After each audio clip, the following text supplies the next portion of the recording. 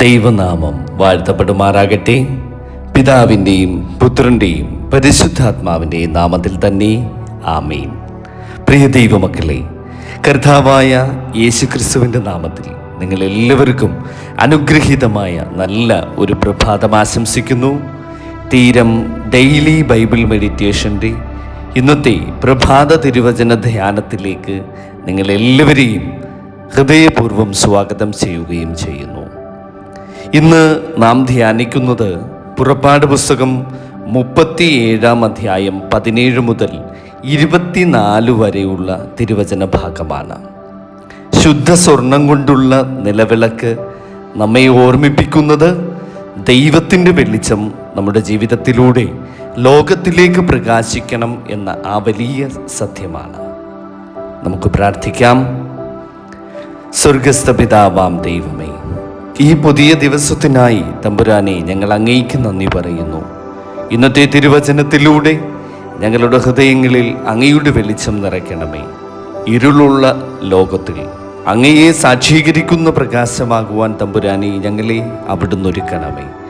ഞങ്ങളുടെ കുടുംബങ്ങളിലും ജോലി സ്ഥലങ്ങളിലും സമൂഹത്തിലും അങ്ങയുടെ സമാധാനവും സ്നേഹവും പ്രകാശിക്കട്ടെ. യേശുക്രിസ്തുവിൻ്റെ നാമത്തിൽ പ്രാർത്ഥിക്കുന്നു, ആമേൻ. പുറപ്പാട് പുസ്തകം 37-ാം അധ്യായം 17 മുതൽ 24 വരെയുള്ള തിരുവചന ഭാഗം.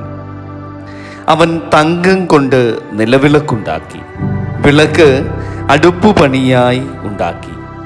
അതിൻ്റെ ചുവടും തണ്ടും പുഷ്പപുടങ്ങളും മൊട്ടുകളും പൂക്കളും അതിൽ നിന്നു തന്നെയായിരുന്നു. നിലവിളക്കിൻ്റെ ഒരു വശത്തു നിന്നും 3 ശാഖ, അതിൻ്റെ മറ്റേ വശത്തു നിന്നും 3 ശാഖ, ഇങ്ങനെ 6 ശാഖകൾ അതിൻ്റെ പാർശ്വങ്ങളിൽ നിന്ന് പുറപ്പെട്ടു.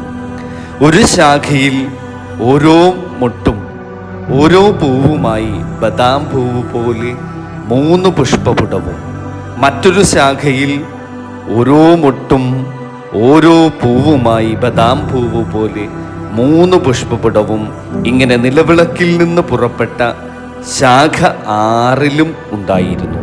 വിളക്കുതണ്ടിലോ മൊട്ടുകളും പൂക്കളുമായി ബദാം പൂ പോലെ 4 പുഷ്പപുടം ഉണ്ടായിരുന്നു. അതിൽ നിന്ന് ഒരു ശാഖയ്ക്കു കീഴെ ഒരു മൊട്ടും, അതിൽ നിന്നുള്ള മറ്റേ ശാഖയ്ക്കു കീഴെ ഒരു മൊട്ടും, അതിൽ നിന്നുള്ള ശേഷം 2 ശാഖയ്ക്ക് കീഴെ ഒരു മൊട്ടും, ഇങ്ങനെ അതിൽ നിന്ന് പുറപ്പെടുന്ന ശാഖ 6നും കീഴെ ഉണ്ടായിരുന്നു. മൊട്ടുകളും ശാഖകളും അതിൽ നിന്നു തന്നെയായിരുന്നു. അത് മുഴുവനും തങ്കം കൊണ്ടുള്ള ഒറ്റ അടുപ്പുപണിയായിരുന്നു. അവൻ അതിൻ്റെ 7 ദീപവും അതിൻ്റെ ചവണകളും കരിന്തിരി പാത്രങ്ങളും തങ്കം കൊണ്ടുണ്ടാക്കി. 1 താലന്ത് തങ്കം കൊണ്ട് അവൻ അതും അതിൻ്റെ ഉപകരണങ്ങളൊക്കെയും ഉണ്ടാക്കി. ആമേൻ, ഹല്ലേലൂയ. പ്രിയ ദൈവമക്കളെ, ഇന്നത്തെ ഈ തിരുവചന ഭാഗത്തിൽ ശുദ്ധ സ്വർണം കൊണ്ട് നിർമ്മിച്ച നിലവിളക്കിനെ കുറിച്ചാണ് നാം വായിച്ചു കേട്ടത്. ഇത് വെളിച്ചം നൽകുവാനായി തിരുനിവാസത്തിൽ സ്ഥാപിക്കപ്പെട്ടു. ഇത് വെറും ഒരു അലങ്കാരമല്ലായിരുന്നു. ദൈവ സാന്നിധ്യത്തിൻ്റെ പ്രകാശം ഒരിക്കലും അണയരുത് എന്ന സന്ദേശമായിരുന്നു അത്. പുതിയ നിയമത്തിൽ യേശുതമ്പുരാൻ നമ്മോട് പറയുന്നു, നിങ്ങൾ ലോകത്തിൻ്റെ വെളിച്ചമാണ്.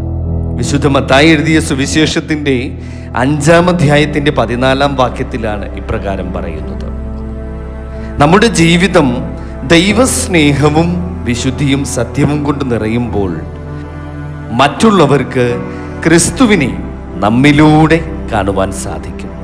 ഇന്ന് നമ്മുടെ ജീവിതം ഒരു ചോദ്യം ചോദിക്കുന്നുണ്ട്: ഞാൻ വെളിച്ചമാണോ അല്ലെങ്കിൽ ഇരുളിനോട് ഒത്തുതീർപ്പാണോ? എൻ്റെ വാക്കുകളും പ്രവർത്തികളും യേശുവിൻ്റെ വെളിച്ചം പ്രതിഫലിപ്പിക്കുന്നുണ്ടോ? മറ്റുള്ളവരെ ദൈവത്തിലേക്ക് നയിക്കുന്ന ജീവിതമാണോ ഞാൻ നയിക്കുന്നത്? ദൈവത്തിൻ്റെ വെളിച്ചം നമ്മുടെ ഉള്ളിൽ ജ്വലിക്കുമ്പോൾ നിരാശയുടെ ഇരുട്ട് അവിടെ നിന്ന് മാറിപ്പോകും. പ്രിയ ദൈവമക്കളെ, ഒരു നിമിഷം നമുക്ക് നമ്മുടെ കണ്ണുകൾ അടച്ച് ദൈവസന്നിധിയിൽ പ്രാർത്ഥിക്കാം. സ്നേഹവാനായ കാരുണ്യ പിതാവാം ദൈവമേ, ഞങ്ങളുടെ ജീവിതത്തിൽ അങ്ങയുടെ വെളിച്ചം എന്നും ജ്വലിച്ചു കൊണ്ടിരിക്കണമേ. പാപത്തിൻ്റെ ഇരുട്ടിൽ നിന്നും ഞങ്ങളെ അവിടുന്ന് സംരക്ഷിക്കണമേ. സ്നേഹത്തിലും വിശുദ്ധിയിലും സത്യത്തിലും നടക്കുവാൻ ഞങ്ങളെ അവിടുന്ന് സഹായിക്കണമേ. ഞങ്ങളുടെ കുടുംബങ്ങളെ അനുഗ്രഹിക്കണമേ. ദുഃഖിതർക്ക് ആശ്വാസവും രോഗികൾക്ക് സൗഖ്യവും പ്രത്യാശയില്ലാത്തവർക്ക് പുതിയ പ്രത്യാശയും നൽകണമേ. ഇന്ന് ഞങ്ങളുടെ ജീവിതം പലർക്കും അനുഗ്രഹത്തിൻ്റെ വെളിച്ചമാകട്ടെ. യേശുക്രിസ്തുവിൻ്റെ നാമത്തിൽ പ്രാർത്ഥിക്കുന്നു. കൃപയോടെ കേൾക്കണം പിതാവേ. ആമേൻ. കർത്താവ് നിങ്ങളെ അനുഗ്രഹിക്കട്ടെ. അവിടുത്തെ മുഖപ്രകാശം നിങ്ങളിൽ എന്നും ജ്വലിക്കട്ടെ. നിങ്ങൾ പോകുന്നിടത്തെല്ലാം ക്രിസ്തു യേശുവിൻ്റെ വെളിച്ചം നിങ്ങളിലൂടെ പ്രകാശിക്കുവാൻ സംഗതിയാകട്ടെ. ആമേൻ.